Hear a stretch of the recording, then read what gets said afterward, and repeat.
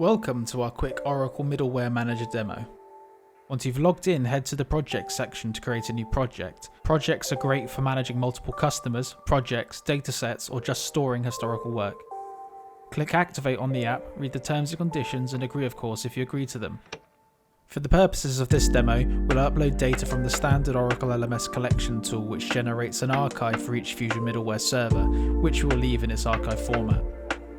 Once processed, we can head to the first report, the Raw Data Report. The Raw Data Report is where you will find the highest level of detail, containing an aggregation of all important information from the XML, log and config files for easier manual investigation. The Weblogic Users table is perfect for name user plus analysis, as it surfaces all Weblogic user data and the required details for license determination. In the apps running on Weblogic domains table, you can see all the applications running on top of the Weblogic server. You will see both custom applications that have been developed or standard Oracle applications here, giving good insight into how the Weblogic server is used. Under the deployment info table, you will see any errors in configuration, or if changes have been made in Weblogic that may not allow you to use a Weblogic Basic free license. The Weblogic Domains Configuration table focuses on a key criteria between enterprise over standard licensing, clustering. Here you see if Weblogic domains have clusters configured as per the configured clusters and clustering and use columns.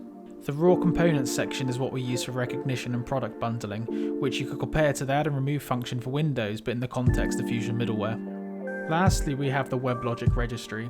Here you can see components installed along with Weblogic, where helps to determine the correct edition.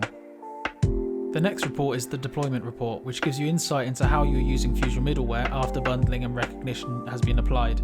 Here you can see total devices, editions, and if things have or haven't been recognised. We graphically show the number of devices per application served for product or by product category. The Bundled Products table looks at all the licensing rules for Fusion Middleware and how components are grouped into licensable products.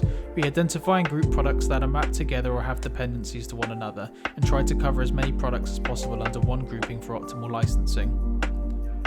The Detected Product table, however, shows all products and components without bundling.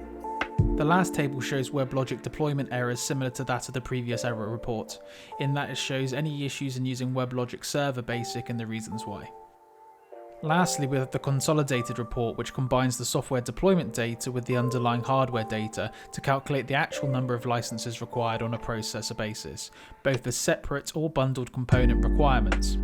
We will also flag any missing hardware details to be verified along with other tasks that need actioning. We hope you found this demo useful. If you want to find out more information, please email us at contact@licenseware.io. Thank you.